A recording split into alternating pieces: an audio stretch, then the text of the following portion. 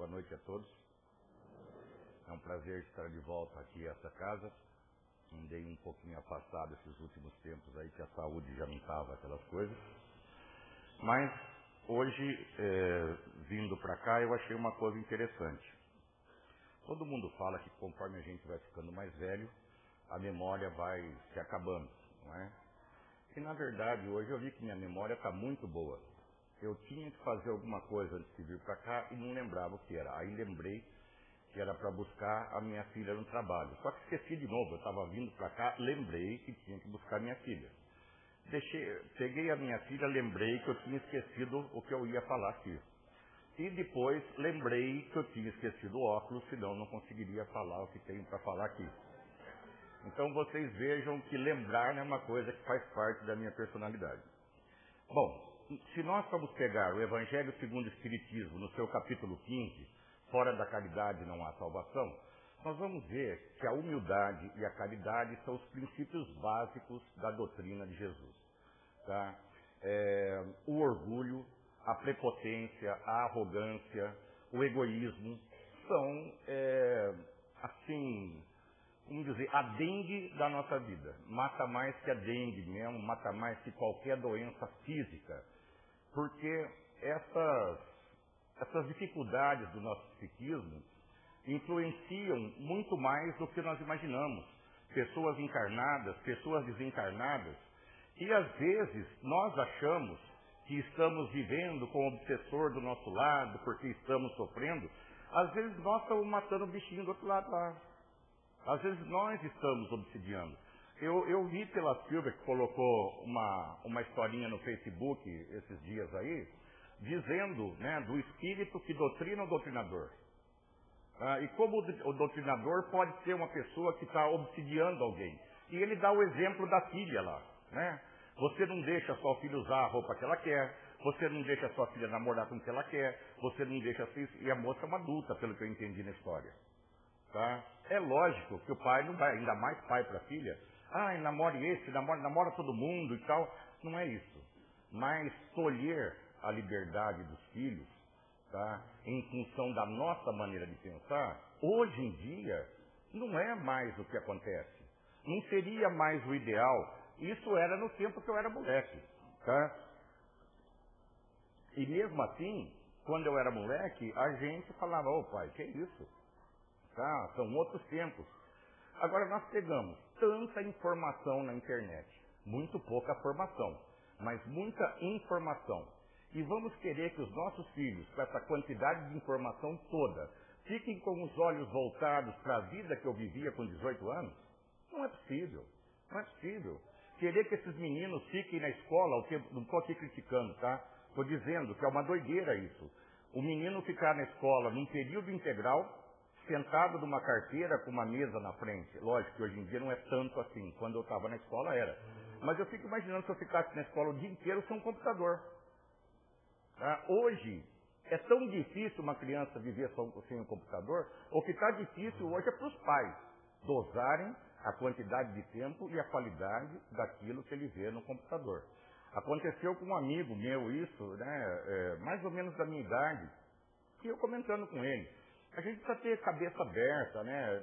Entender as situações de hoje, como elas funcionam, não ficar preso a conceitos e preconceitos lá do passado. Ele falou, não, eu não quero saber de nada disso, não tem esse negócio. Aí eu perguntei a ele, mas escuta, como é que você vai saber o seu filho trancado, o filho dele tem 15, 16 anos, o seu filho trancado naquele quarto, como é que você vai saber o que ele está pegando da internet, qual o conteúdo que ele está pesquisando? Não, eu sou assim com meu filho, eu sei. Eu falei, rapaz, mas como é que você vai saber mesmo? Ele falou, eu entro lá, abro a porta correndo e eu vejo. Gente, a hora que ele abrir a porta, o menino aperta um botão no computador, aparece o seu Francisco rezando. Tá? Ele não vai conseguir entender assim. Ou ele usa os meios que tem no computador, na máquina, para segurar determinadas informações, ou ele aprende a dialogar com o filho.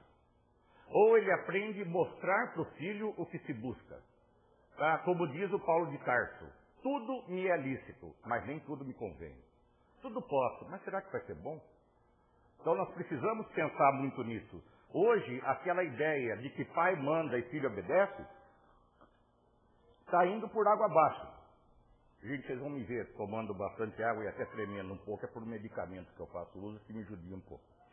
Mas vejam, hoje os pais têm que entender, tá? Eu coloco isso como tem, e não como deveriam, ou qualquer coisa assim. Tem. É obrigação nossa hoje, mais velhos, buscarmos o mundo dos mais novos.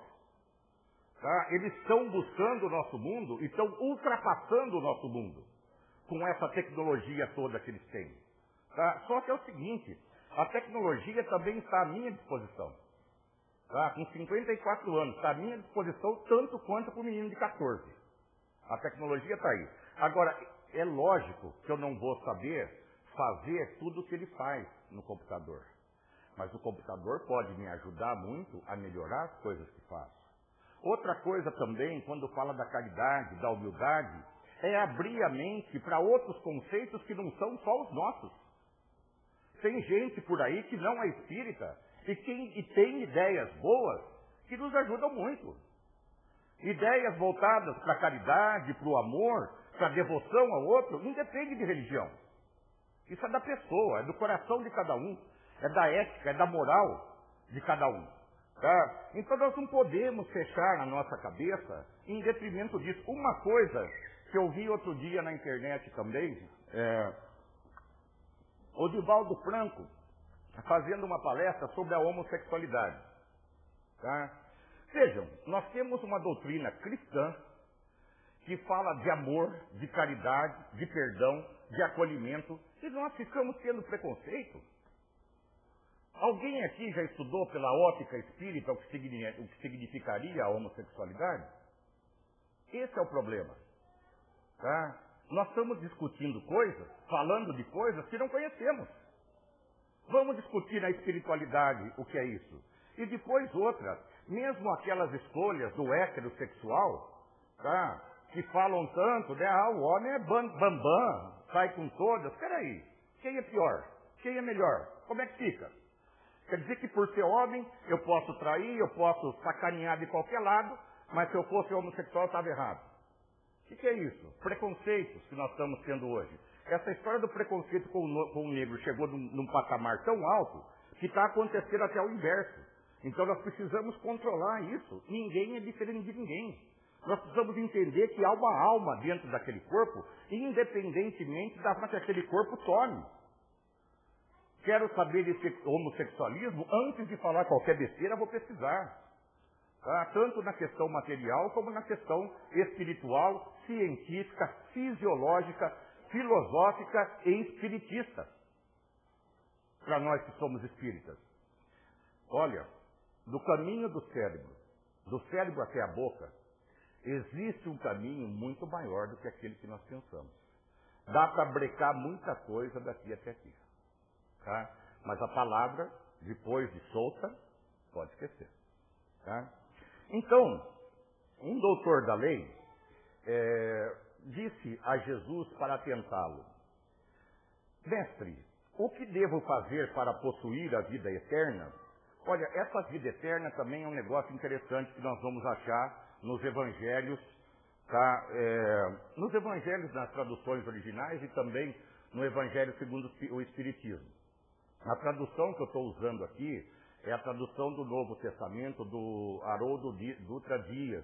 É uma versão mais nova que ele traz uma tradução de uma maneira que para mim ficou mais legal de estudar. Muitos exemplos ali de coisa importante. Então, vida eterna. Tá? A vida eterna, a maneira que eles pensavam lá, era a vida eterna na opulência, na riqueza e com tudo. E não só isso. Não dizem lá que aqueles caras do Oriente lá matam e o céu deles tem 70 virgens, tem não sei o quê. Além de ter um monte de mulher, tem que ser virgem. Entendeu? É morrer lá. Certo? Morrer aqui eu não estou vendo muito mérito, mas lá é bom. Tá? É uma brincadeira, mas infelizmente é uma realidade. Que não cabe a mim julgar. Isso é como eles vivem. Tá? E depois outra, nós espíritas não podemos julgar ninguém. Nós já enjoamos de ver gente nos julgando. de falar besteira sobre o espiritismo, de não saber nada, de achar que o espiritismo é um aeroporto de espírito, que o espírito sobe e desce a hora que quer. Entendeu? Então vejam, nós não temos que criticar ninguém, nós temos que mostrar a nossa atitude. A nossa atitude fala pela gente. Tá? Ah, mas eu era muito ruim. E daí? Fique bom, ora. Melhorou do que era no passado? Melhorei, pronto, acabou. Acabou aquele passado. Agora tem outras coisas que, trabalhando no presente, vai modificar meu futuro. A vida é ação e reação, causa e efeito, escolha e consequência.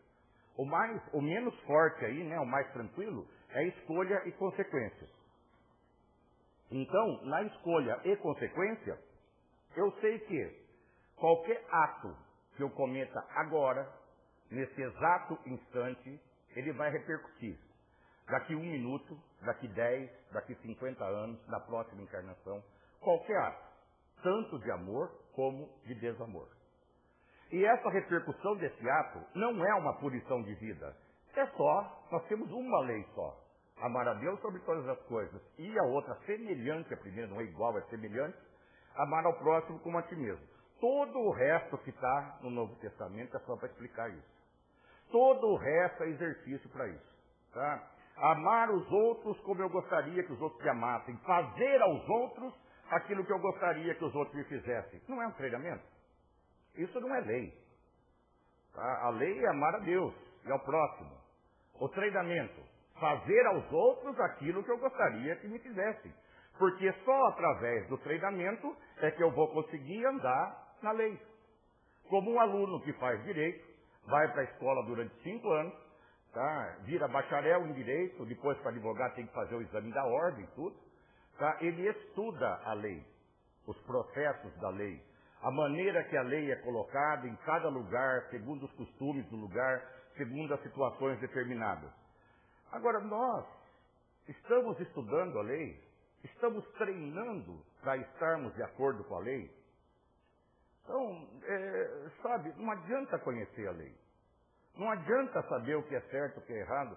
Eu sempre falo do trânsito, o trânsito mostra isso. A maioria dos acidentes nas estradas, como essa tipo Barra Jaú, acontece porque alguém está dirigindo do lado errado. A grande maioria acontece porque alguém invadiu a faixa da esquerda quando não podia. Certo? Ele conhece a lei.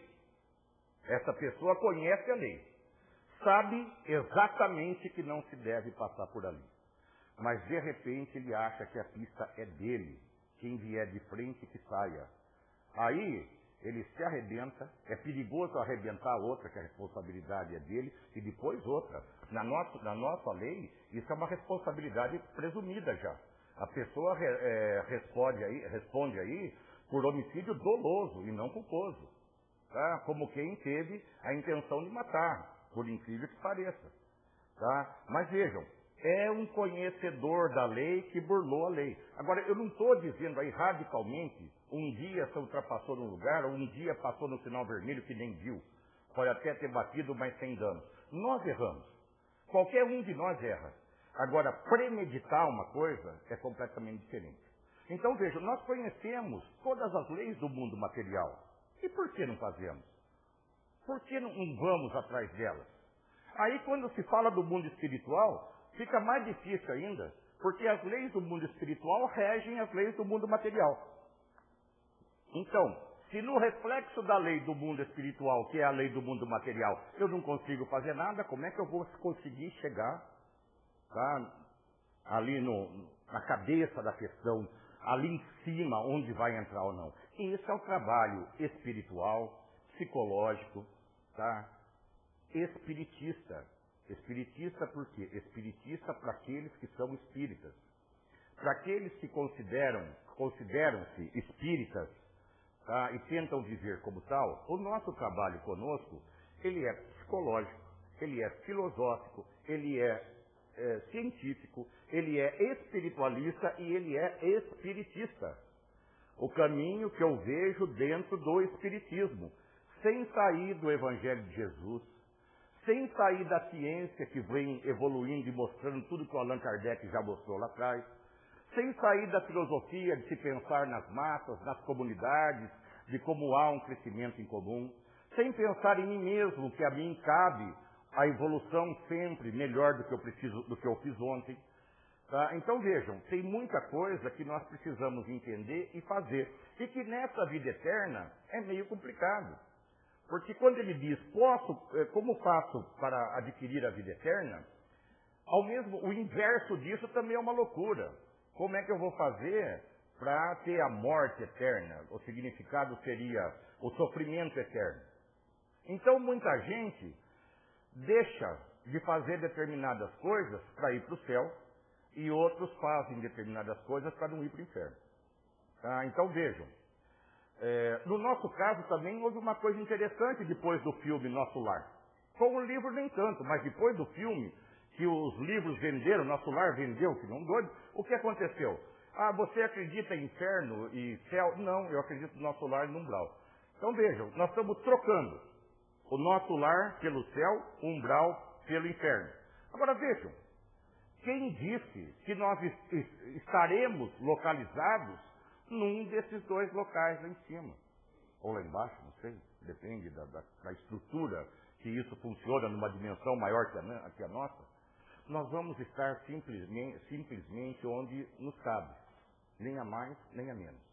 Nós vamos estar no nosso lugar. É como aqui hoje. Eu posso estar ouvindo uma palestra e falar, meu patrão devia ouvir isso. Aí o palestrante fala outra coisa, meu chefe devia ouvir isso. Aí o palestrante fala, meu vizinho devia ouvir isso. Mas sou eu que estou aqui, gente. Sou eu que estou. Se eu estou aqui, por que o outro tem que ouvir? Se o outro tivesse que ouvir, traziam ele para cá. Quem tem que ouvir somos nós. E se nós conseguimos ver uma situação ruim na outra pessoa, e fala, essa pessoa não presta por isso, vamos olhar para nós. Tá? Nessa hora, o espelho é o melhor conselheiro. Ela não presta por isso, mas peraí. Se eu notei que isso acontece, é porque eu conheço. Onde eu conheço? Nas atitudes de hoje, nas atitudes passadas, de outra encarnação. Então vejam, tudo aquilo que nós conhecemos, nós temos que olhar sempre com cuidado. E o exemplo é muito simples. O meu neto está na 7ª série. Se eu passar um teorema de Pitágoras para ele, que o nome do teorema de Pitágoras é bonito, mas eu não lembro mais como é que é. Mas vejam, se eu passar o teorema de Pitágoras, que ele vai aprender só no ensino médio, na 7ª série, ele vai olhar para aquilo e falar, nossa, parece filme de ficção científica. Tá? Ele não vai entender daquilo que nós estamos passando para ele. Todas as coisas que nós entendemos, devemos tomar cuidado antes de qualquer crítica. Olhar em nós se essa coisa ainda existe em nós, se existiu, qual é a parcela e qual não é a parcela, tá? Desse tanto na nossa vida. Muito cuidado nisso. Porque não adianta, veja bem, nós vivemos num mundo em que a crítica contra o outro é muito simples. É o que acontece num país como o nosso. Vivemos desse jeito, vivemos um mundo isolado cada um, perdemos o conceito de comunidade inteiramente. Perdemos o conceito de comunidade inteiramente. Uma cidade hoje não é mais uma comunidade. As questões políticas, comerciais tomando conta de tudo, e o povo nem se olha mais, nem se conhece mais, nem sabe mais quem é um, quem é outro. As grandes metrópoles, então, sabe, nós perdemos o sentido. E aí, às vezes, nós choramos de solidão, tá? Mas uma solidão que nós estamos também fazendo parte da construção disso. Agora, é fácil, muito fácil falar, o outro é responsável por isso. Mas é como eu disse aqui antes. Se eu ficar levando a responsabilidade para quem não vem aqui como nós, lá de fora, o que nós estamos aprendendo aqui, eles não querem aprender. E não cabe a nós enfiar espiritismo na cabeça de ninguém. Cabe a nós, se nos nomeamos espíritas, tentar agir como tal. Eu digo tentar agir porque é que nem falar, bota em prática o amor. Aí alguém fala, nossa, mas eu não tenho o amor de Jesus. Mas peraí, ninguém pediu isso. Jesus foi o exemplo, um exemplo a ser alcançado. Ninguém pediu de nós, aqui, a grande maioria das pessoas, nesse exato momento, o amor de Jesus. Ah, mas então ama como o Chico Xavier. Espera aí. Eu não sei o que é mais difícil aí. Certo? Eu também não tenho o amor de Chico Xavier. Mas quer dizer que eu não tenho nada? Não, é claro que eu tenho. Então eu amo com o amor que eu tenho, pronto.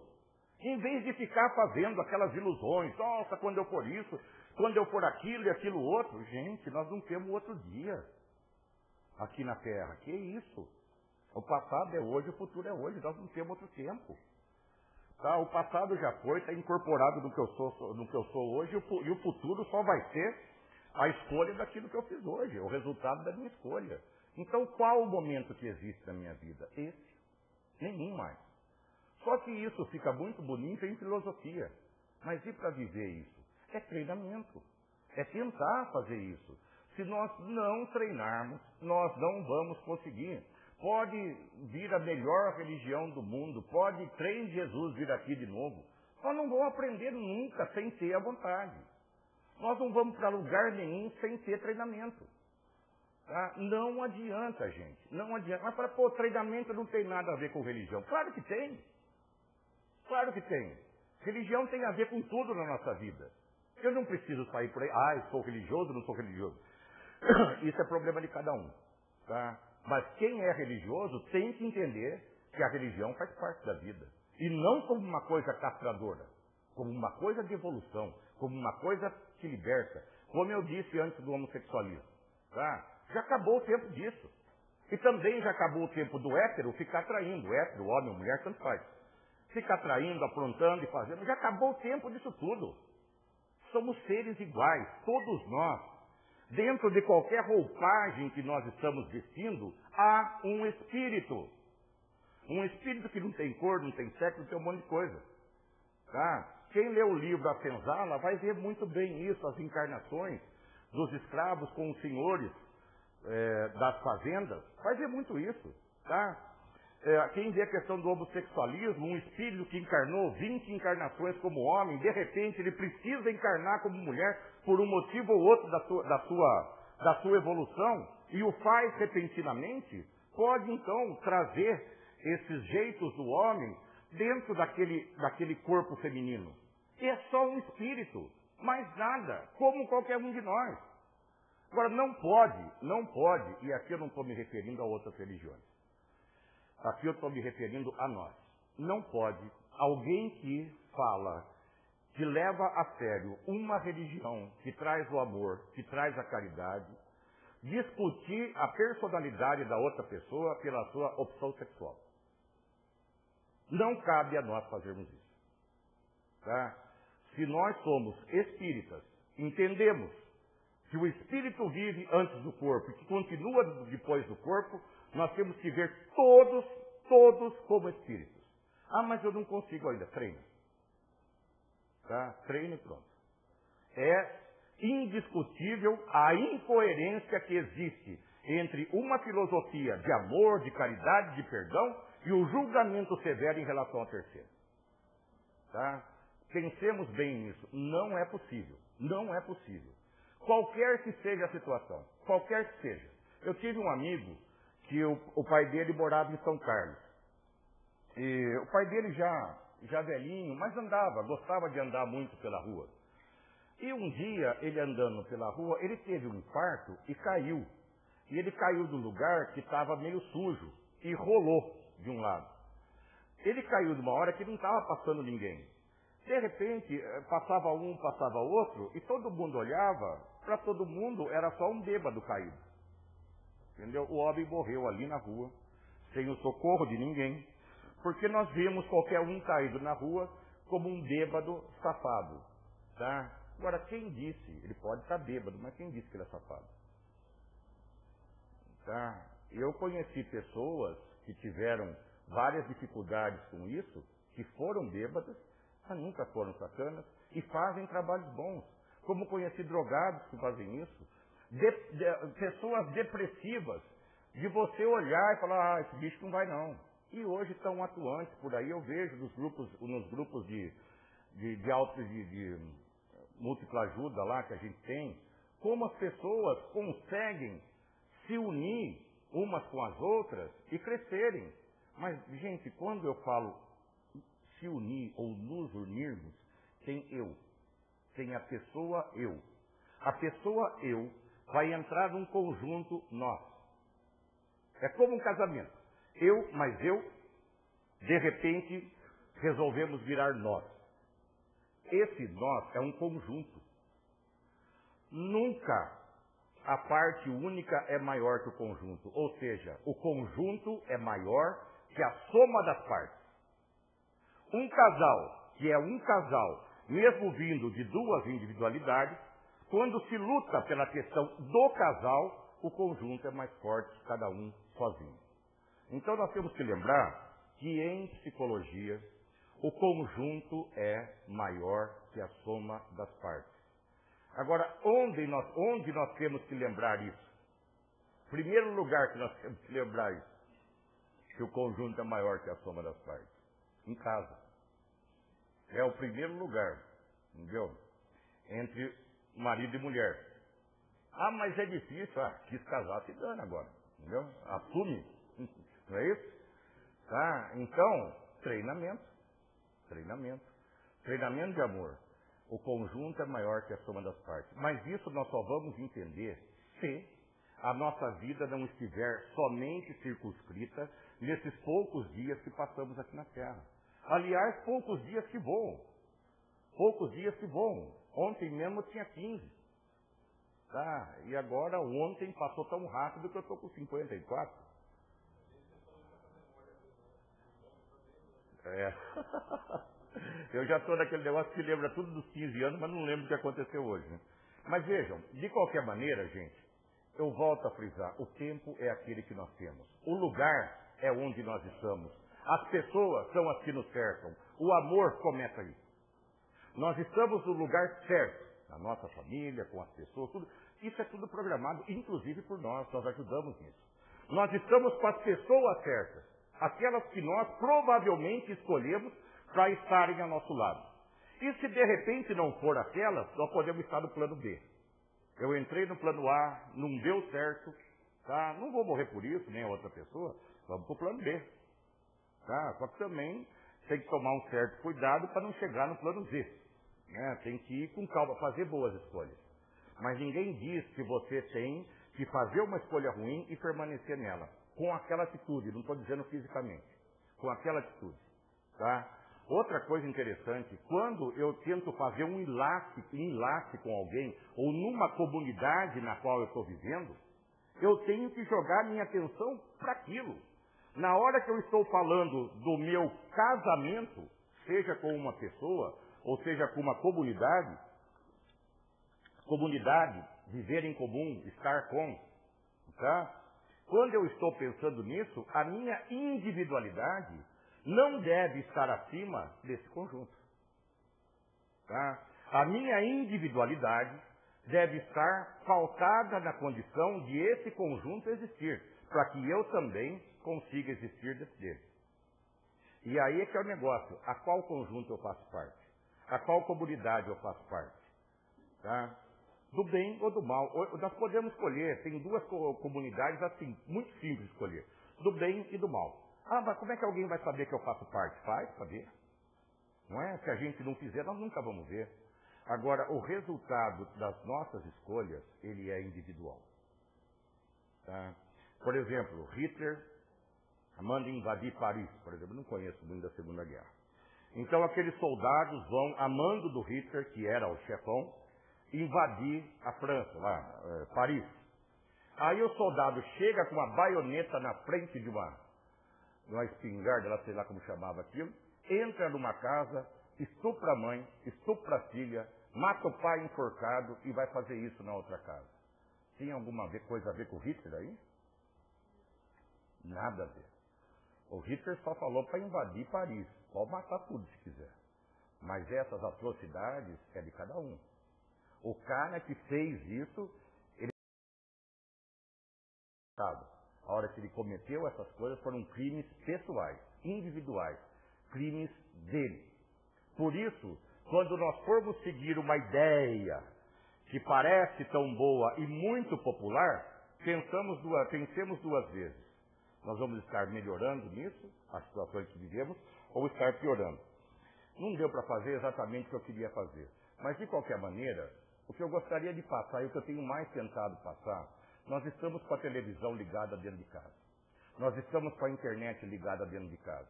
Nós estamos com o rádio ligado dentro de casa. Nós estamos em comunicação com as pessoas o tempo todo. Agora vejam, a televisão está uma sangueira. O jornal dá desespero. A internet, se tomar cuidado, só entra doideira em casa. O que sobra para a gente fazer o mundo crescer? Nós. O nosso bem. O bem que podemos fazer. Somos nós. Não podemos ficar transferindo isso. O bem do mundo e o bem da minha parte é responsabilidade minha. Minha e intransferível. A minha parte, quem deve fazer nesse mundo para que ele se torne um pouco melhor, apesar de íntima, é minha. E intransferível. Eu respondo pelos meus atos e acabou. Ninguém mais. Tá? Ninguém mais. Pode todo mundo me perdoar, mas se eu não me perdoar, aquele ato vai me matar pela vida eterna, até que eu consiga fazer a minha modificação. Antes de fazer a prece final, então, deixa eu passar o aviso aqui. Bom, vamos fazer a nossa prece final, então, para não perder o embalo da coisa aqui. É uma prece que eu gosto de fazer sempre.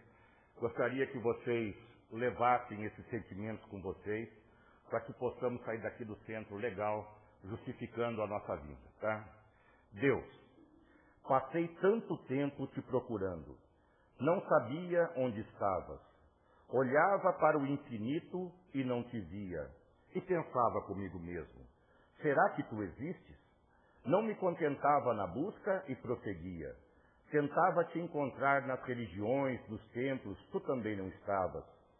Te busquei através dos sacerdotes, pastores, oradores, também não te encontrei. Senti-me só, vazio, desesperado e descri. E na descrença te ofendi, e na ofensa tropecei. E no tropeço caí, e na queda senti-me fraco. Mas, fraco, procurei socorro. No socorro encontrei amigos. Nos amigos encontrei carinho. No carinho eu vi nascer o amor. Com o amor eu vi um mundo novo, e nesse mundo novo resolvi viver. O que recebi, resolvi doar. Doando alguma coisa, muito recebi. E em recebendo, senti-me feliz. E ao ser feliz, encontrei a paz. E tendo a paz, foi que enxerguei, que dentro de mim é que tu estavas, e sem procurar-te, foi que te encontrei. Boa noite a todos.